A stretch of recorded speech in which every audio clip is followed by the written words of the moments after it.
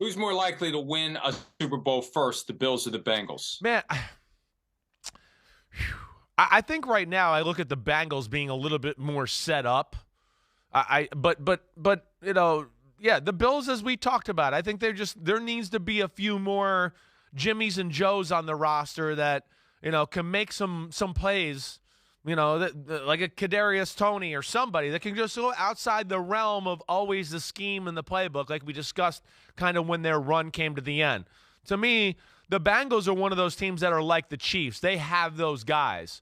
Not only are they good in their system and they believe, but I look at them as a team that's like, oh, hey, the bright lights are on. Let's go. Let's duke it out. I'm ready. Right? They kind of have that feel. I think that's why we thought they were a team that, is scary for the Chiefs, because they're one of the few teams that you're like, they're not going to buckle under the bright lights of pressure here.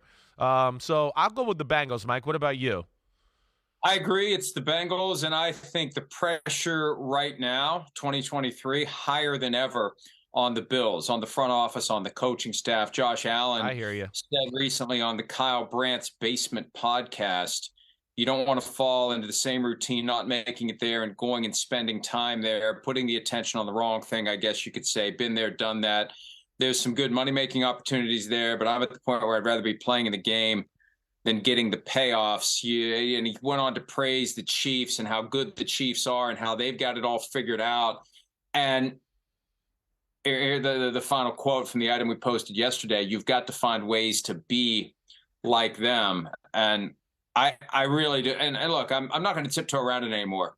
I think if the Bills don't make a very deep run this year in the postseason, they're gonna clean some house. They're going to fire Sean McDermott. They're maybe going to fire Brandon Beane. I think that the Pagulas at some point are going to say, we've got this potential generational talent too. What's the difference here? Why is it the Chiefs in the conversation every year and we can't even get to a Super Bowl? We get to the AFC Championship game once. We can't get past the divisional round. We lose at home 27-10 to the Bengals. Are you kidding me? We need to do something more here. And you look at how the Chiefs are acquiring and developing talent. You look at how the Bills are acquiring and developing talent. There's a difference and there's a gap.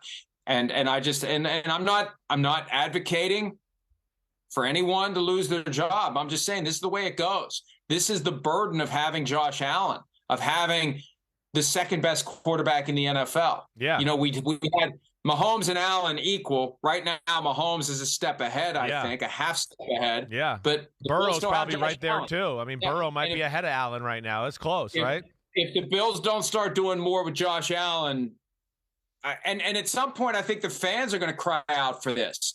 What the hell are we doing here? Why are the Chiefs the ones who have the hardware? Why can't we get back to a Super Bowl? It's been 30 years and we have Josh Allen. And with each year, there's going to be more pressure. There's going to be more pressure. There's going to be more pressure on the Bills. And I think at some point, if they don't get it done this year, at some point, I think that reset button is going to be hit with Josh Allen still being the center of the universe, but with someone else setting the table around him. Well, I don't disagree. I mean, I do think there's a lot of pressure on them. I agreed.